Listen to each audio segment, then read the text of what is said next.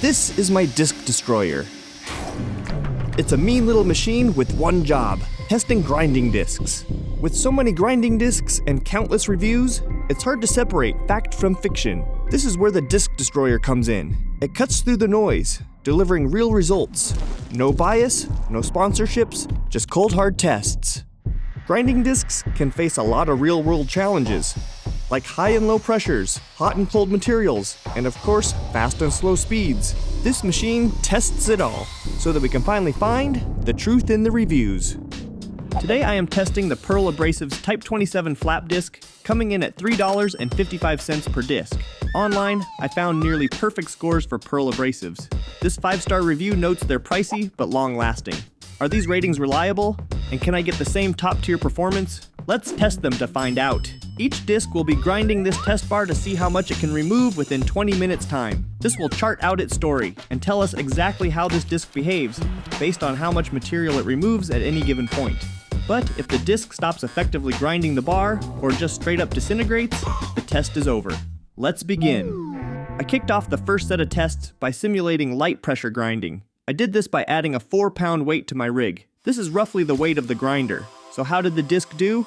Well, after 5 minutes of grinding, the coupon stopped shrinking, so I ended the test. At this point, I only measured about 2.5 inches of material removed. Next, I wanted to see how the pearl would grind against a hot weld. I simulated this by heating up the first few inches of my test coupon before I started grinding. And while my hopes were high, the disc still did not perform well.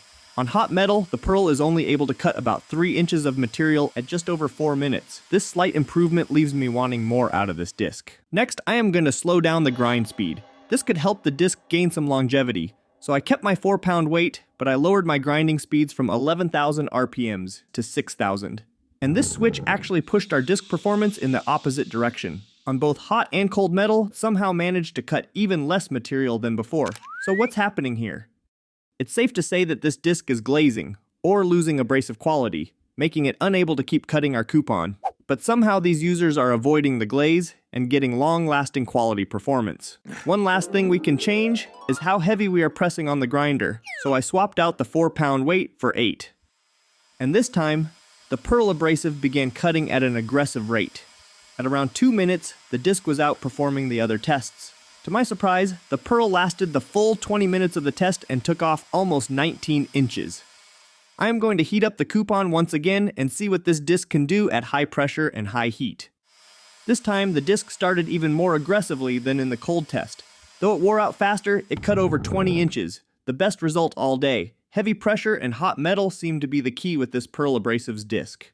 So how do the reviews stand compared to our data? I would say it depends on how much pressure you are using. I think these positive reviews came from using the disc with heavy pressure. Otherwise, the disc glazes very quickly. Importantly, even at its best, the Pearl is not removing lots of material for how long it lasts. Now it's up to you to decide if these results are worth the $3.55 price tag.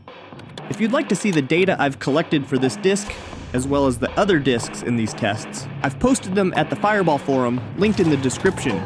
I'm going to keep posting more and more of these test videos, so stay tuned to find the truth in the reviews. And if you're wondering why I built the rig the way I did, how it works, and what it's all about, I have a video that goes into great detail that you should check out. Thank you guys for watching, and I'll see you in the next one.